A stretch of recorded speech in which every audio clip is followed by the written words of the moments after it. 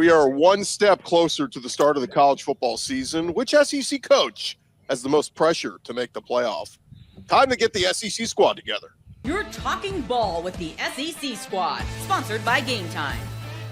From Alabama to Tennessee, from Georgia to Oklahoma, from Auburn to Texas, it's the local experts of the Locked On Podcast Network bringing you scoops, breakdowns, and the most comprehensive preview of the upcoming SEC weekend. It's the SEC squad, and we have a seat for you. Hurt feelings and thin skin are prohibited. Squad up, you're part of the SEC squad. Oh, yeah. Welcome into the SEC squad. Sit back, grab your favorite beverage, and join us as we get you ready for another week talking all things SEC. And as we welcome in our panel, we've got Zach Blackerby, host of Locked On Auburn. Stephen Willis returns, host of Locked On. Woo. Hey, despite what my comment section says, the doctor did confirm that I actually do have a brain. There we go. Oh, yeah, there you go. Great to have Stephen back. Jimmy Stein of Locked On Bama. Corey Burton of Locked On Vandy, John Miller, Locked On Mizzou, and Jay Smith, Locked On Sooners. I'm Chris Gordy, host of Locked On SEC. And fellas, it is official. We have crossed the offseason Rubicon. We are now closer to the college football season than we are to the college football playoff title game. So we are past that halfway point. We're counting down, and the summer months are approaching. And so, thus, I got to start with the question, guys. We found out this week that Texas is going to open the season. We knew they were going to play at Ohio State, but Fox picked it up, and it's the big noon kickoff. Wow. How much do you guys like that? How much do you hate it? I mean, Fox showcasing their best game of the week at 11 a.m. The SEC, we do it right. We put it at night. Can I lead the way on that one? Yeah. So, me and Texas, Oklahoma and Texas have come from the Big 12. We as long-standing members of the SEC, we have despised the fact that the Big 12 have been that disrespectful to their best teams by placing them at an 11 o'clock kickoff where tailgating really isn't going to happen. Well, the Big 10 does the same thing. It is terrible. Big noon kickoff is the worst thing in the world. That is the most disrespectful spot because think about it this way.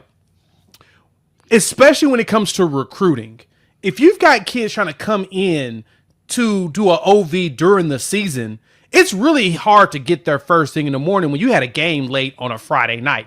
Unless you are local, you're screwed when it comes to getting visitors out there. You got to get them to visit afterwards, and it's not as fun. It's so much better when you're in the stadium and you're showing recruits what the environment's going to be when they come there. Nah, Big Ten don't even care, man. And I get that it gets cold up there at night, but come on now. It's so much better. The presentation's always better when it's a top game at night, or at least midday. Give us a 2:30. Give us a 4 o'clock. Give us a 6. But why do they always got to pick freaking noon Eastern time? Because, I mean, that's what, 9 o'clock in the morning when you go to the West? Who's waking? Well, I know college fans are waking up drinking that early, but that's not the point. The point is, this does not need to be happening. We need to exile and get rid of noon kickoffs for big games. That needs to go. Somebody needs to be fired for making that decision. I mean, it really is wild that it's celebrated in some conferences, and then whenever we draw an 11 o'clock kick, it's like, oh, we got the 11 o'clock. Then you try to rationalize it. It's like, okay, well, at least I'll be able to watch the night games after. Yeah. That's what their goal is. It's very odd. As a fan of watching games all day on your TV in your living room, as a fan of doing that, I like having a big game at 11 to watch because now I'm watching a great game at 11, at 2:30, at 6. But I'm really glad, speaking for Alabama and all of my SEC brethren here, I'm glad it's not us. I don't want to play at 11. I don't want to, but I'm cool with sitting in my living room watching big-time teams from the Big 10 and Big 12 play. That's entertaining, but I'm glad it's not us.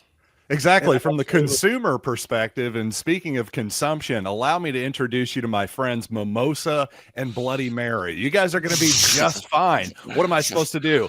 Do yard work and hang out with my family on a Saturday morning? Ew. Give me more football, marquee football. You guys are missing the point here. Of course, all of Jay's points are totally valid, but as an SEC fan, I don't care. Give me all the good football all day. I'm with Jimmy. Well, and John Miller, I mean, Mizzou's used to playing a lot of 11 a.m. Oh, hey now. Yeah, All I know Vandy, is the one that, you LSU fans in 2020 can't handle that 11 a.m. smoke. I remember that much. Well, Hey, and Texas has a like getting the tailgate all day is what makes the SEC great. Like I've been on campus at Auburn all day for a night kickoff. I've been in Tuscaloosa all day for a night kickoff. It's what makes the SEC great. And, oh, by the way, But you can't drink all day if you don't start in the morning. Thank you.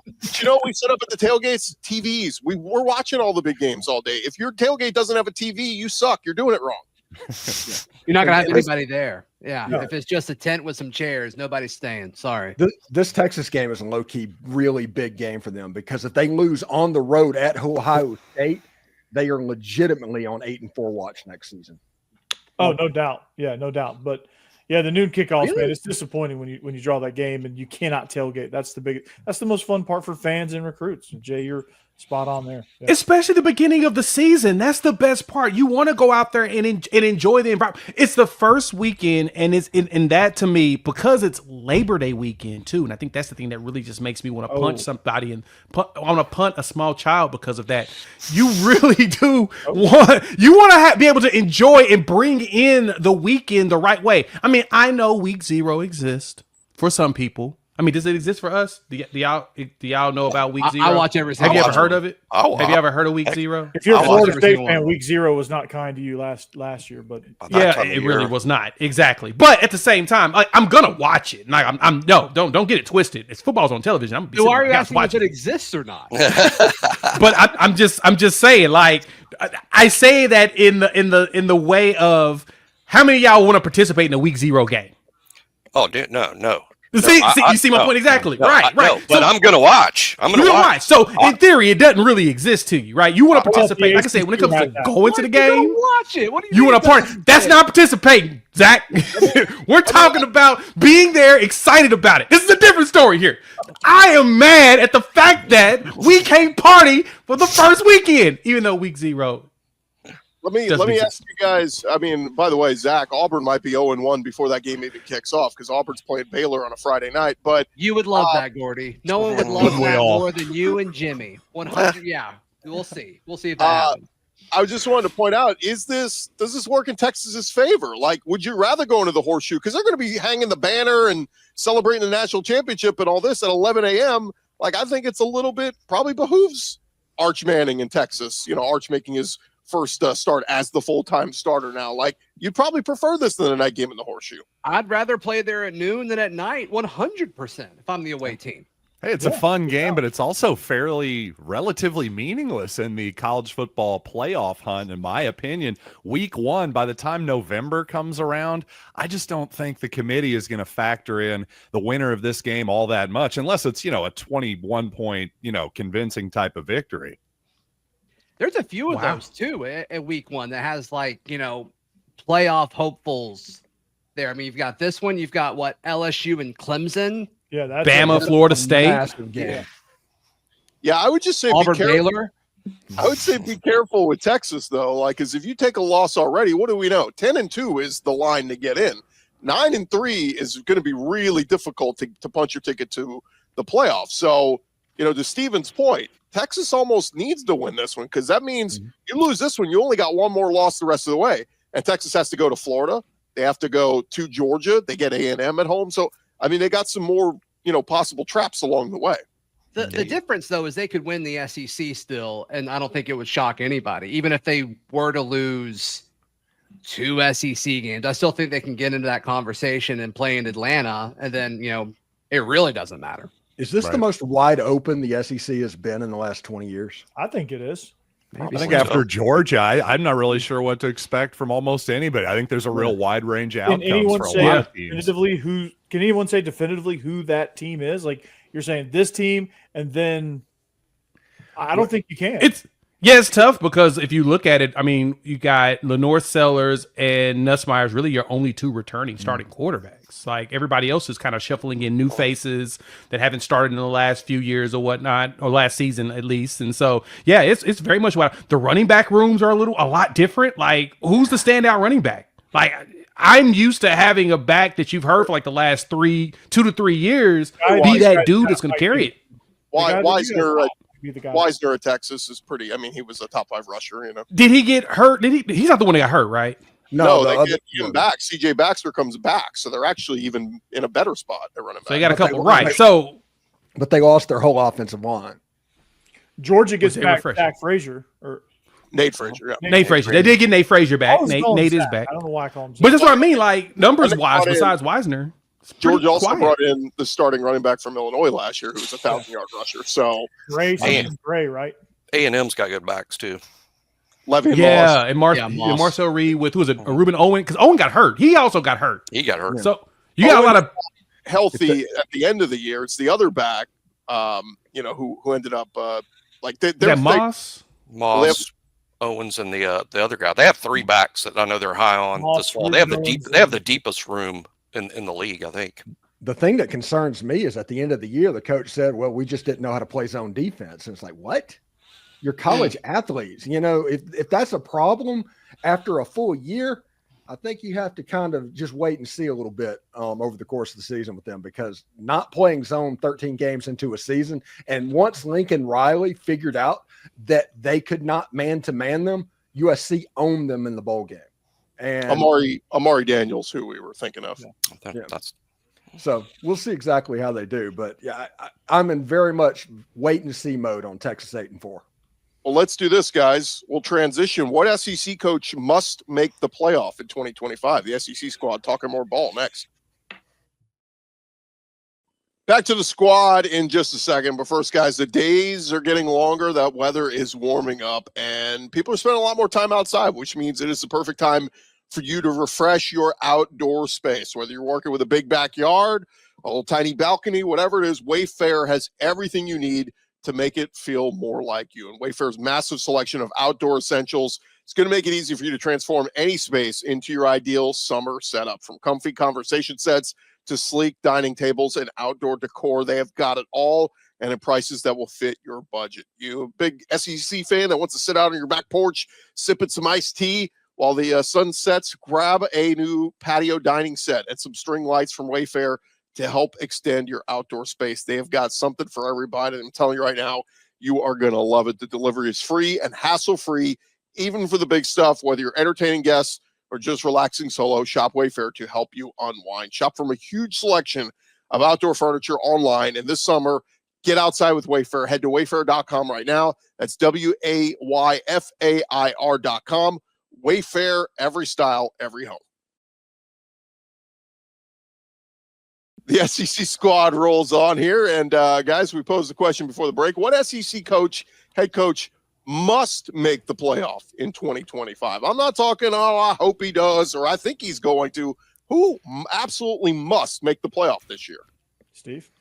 I think the pressure is on Lane, because last year, if you go by the NFL draft, if you go by all of that stuff, there was talent to get there. It wasn't that the Ole Miss football team was not good enough. It was the stuff that happened ancillary to the talent on the field, and that is something that Lane has to answer for a little bit. So there is a little bit of pressure on Lane. Now, don't get me wrong. He's not going anywhere. He's about as secure as anybody can get.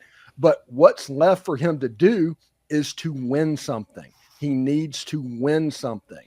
Whenever that happens, he will go up to another level, because at Ole Miss, they've won 10 games, 3 out of the last 4 years.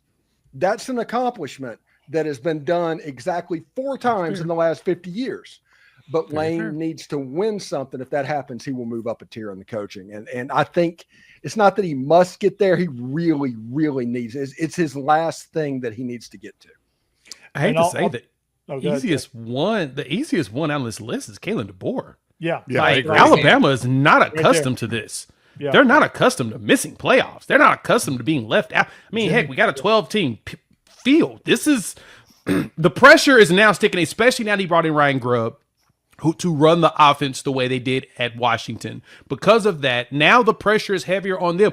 Should it be? No. Is it? Absolutely, is, because that's the tradition there. You don't win 11 games, somebody's probably going to get fired. That is kind of how things happen at Alabama. And it's nothing against them. It's more of the expectations are so high and the tradition is so rich. 10 games, people start getting pissed. Like they start getting annoyed. A second year with 9 wins, the dude's immediately on the hot seat, which is the wildest thing to say. But that is just how things are there.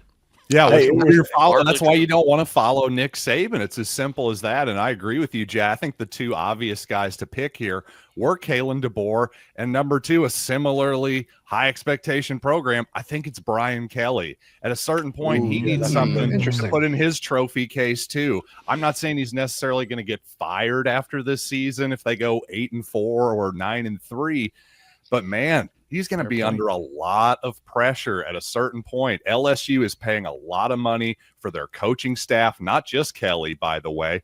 They're paying a lot of money for these portal classes, these high school classes. At a certain point, they're going to want to see something in that trophy case. It's a great call, John, because when you look at it, all 3 of the previous coaches, Saban, Les Miles, and Ed Orgeron, all got to and won a championship by year 4 of being head coach. Brian hasn't been crazy. He won the West in year 1, beat Alabama, great. He had a Heisman Trophy winner, awesome.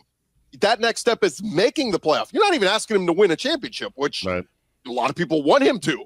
But the expectation is make the playoff. And I'm with you guys. If Kirby Smart misses it, it sucks. That you didn't get there. That's fine. Tennessee and Josh Heupel, we get it. You lost Nico. Like you run through all the coaches, and really it is DeBoer and Brian Kelly. The heat turns up tremendously if neither of those guys make the playoff. I think everybody else is kind of. I think Sark is up there. I think Sark with all the Arch Manning stuff. I think he's up there. I was going to say take it a step further and not only make the playoff, but make a run in the playoff with Sark. Like go further than he went.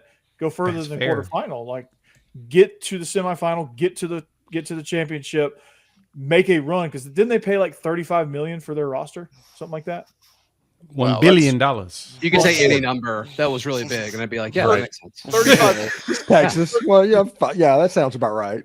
Yeah. 35 million reported, but it is funny. Yeah. He did make it to the semis 2 straight years. Look, you keep knocking on the door. Eventually, those Longhorns are like, bro, we got to get to the title game. Yeah, it's like, come on, guys. I mean, and especially if they go 8-4, as Steven, said there was a chance of. I'm a little resistant to that, but it's totally possible. But if they do that with Arch, I mean, they've kind of been patient with Arch Manning, and they said, okay, Quinn Ewers, go all in the draft. We really don't care about you anymore. It's gonna get real. I think that adds some pressure to it. Yeah, I think with Sark and Kirby are expected to get there, but if they don't, I don't know that they're going to get a lot of heat. I think DeBoer and Kelly would get a lot of heat for not making the playoff, and I think that's why they're the right answer. DeBoer's probably outside of some sort of disaster. I don't think DeBoer's going to get a lot of heat from the administration, but the fans that are used to Nick Saban's success, the fans, a huge chunk of them will fire DeBoer if he doesn't make the playoff. I think fans will give up rather quickly. I don't think the administration will, with the size of the buyout. And again, you have to see how the season goes. I mean, 9-3, barely missing the playoff is different than 5-7. Then that's a completely different conversation. What about the boosters, though, who feel like the ones that really control a lot of it? Would the boosters be okay with that? You're more booster dependent than ever before because boosters sort of, pay for a chunk of the roster, right? So if the boosters feel like, hey, we don't have the right guy, then the money stops rolling. That's why the problem is it's not that the administration stops believing on you. When the fans stop believing in you, the way the system is set up now the money stops rolling in, and then you can't, recruit yourself out of the hole. So it would be very problematic for DeBoer, I think, to miss the playoff in terms of the fans and the boosters, as Jay points out. Now, I don't think the administration would be in any sort of a hurry to say this is a make or break year for him. But it is going to be tough for him if he doesn't make the playoff. I think Brian Kelly has a similar situation at LSU.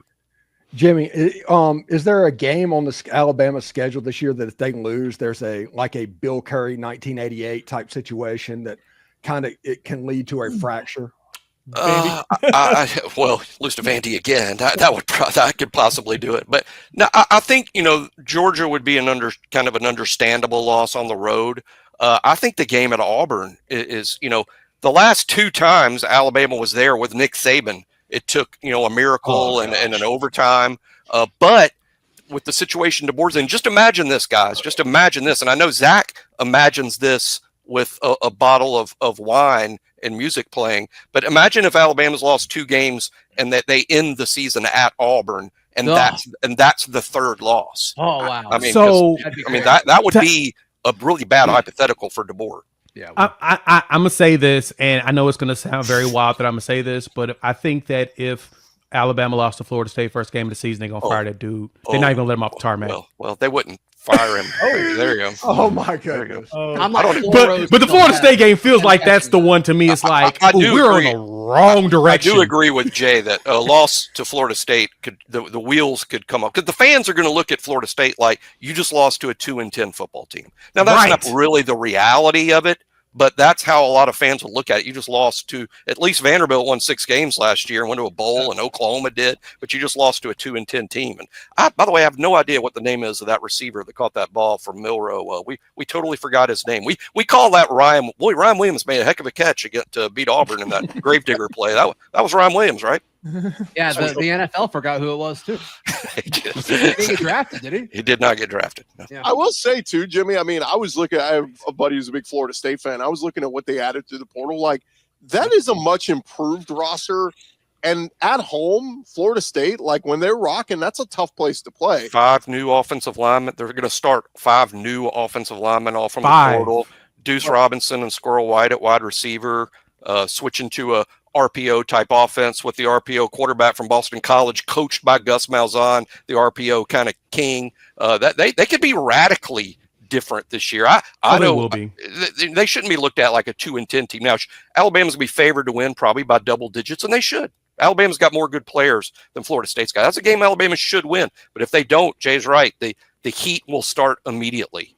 Gus Malzahn's good for one really solid game plan a year, and he usually uses it on Bama. First game of the season or Bama. Yeah, that does make sense. Well, it does. Yeah, that makes sense. That's Alabama struggled to stop similar offense. Jackson Arnold at Norman, Diego Pavia at Vanderbilt, kind of RPO'd Alabama to death, and now you got to deal with it with Castellanos in the opener. So yeah, it's a little bit of a sticky moment there for Alabama. How long of a leash will Ty Simpson have? Based on how things have gone so far, I think he is going to be kind of the emphatic starter. But Keelan Russell's the guy. He's going to improve a lot over the summer and through fall camp. I mean, Ty kind of is what he is. He's been there 4 years. Keelan's the one that's going to improve by leaps and bounds, I think, as everything progresses. But I think right now, I would phrase it that Ty is solidly the quarterback. I don't think it's by a slim margin. But again, let's see what Keelan looks like in the fall. Do we want to see a true freshman play like that in the SEC? Because true freshman just with that schedule. Right. Ideally, Ty holds on to the job. Right. In terms of what Alabama hopes is that Ty's good. And I do think people forget. I mean, Keelan Russell is a 5-star toolsy kid. So was Ty coming out of high school. It just took him a while to get ready. And by the time he was ready to play, he was kind of blocked by Jalen Milrow. And let's see if he's ready. He wasn't 2 years ago, but that was 2 years ago. Our captain fell off the ship here. What happened? Yeah. I'll tease it. He sent us the rundown beforehand. A lot of chatter about. I mean, this happens every year. Going to 9 SEC games with the hypotheticals of the college football playoff expanding. Are we okay with that? Our thoughts next, right here on the SEC Squad. For years, the discussion was you can't add another SEC game. It's too physical. And then COVID happened. And it's like, well, let's just play 10. Let's let that be the only thing that we do. And so now you're seeing all these reports, and I assume this is the direction Chris Gordy wanted to go. Chris, we went to break. We are back. Stop me if you want to go a different direction. But with all these reports coming out about changing things up with the expanded playoff, it's being tied to the assumption of adding an extra conference game. Are we okay adding a 9th SEC game if it gets rid of some of these marquee non-conference matchups? Yeah, let me just add real quick, guys. The news came out that the ESPN is ready to write the check now. So that the toughest part is out of the way. What the SEC needs to approve, and they have their meetings in Destin later this week. They don't necessarily, at least this is what's been talked about behind the scenes, they don't want to go to 9 conference games until they get confirmation of those automatic bids for, if we expand the college playoff. They're not going to agree to 9 games if Indiana and SMU are getting spots over SEC teams with 3 losses, with the 9th game. So I think that's the thing to address. The format is going to have to change, and then I think they'll be completely on board. Yeah, as a long-standing member of the SEC, I've always asked the question, why weren't we playing 9 games? Why has it always been just 8? But I understand, because the gauntlet that the SEC is, it's a struggle for us as teams to go through that every year, and these other conferences get little cupcakes to be able to make it through. Like, it gets to the point where top teams don't even see the bottom feeders, and they come out with 11-win seasons. It's ridiculous. At a certain point, we need to penalize them for allowing that, but I think the biggest problem, truth be told, is that the conferences are getting too big.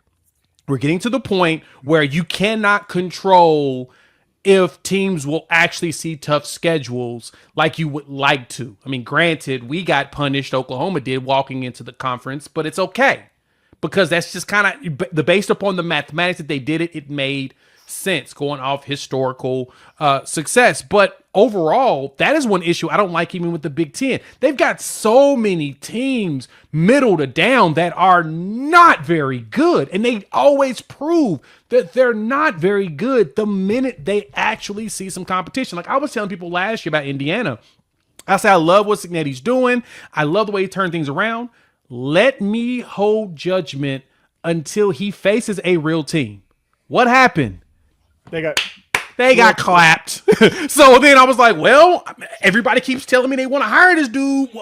What did you expect? Now we get to see next season what his schedule looks like, if he's going to be able to actually keep propelling them forward. And I don't see it. The schedule gets tougher. I think they're going to drop 7. They have 7, maybe 8 wins next year in comparison. And that's a big drop from 11.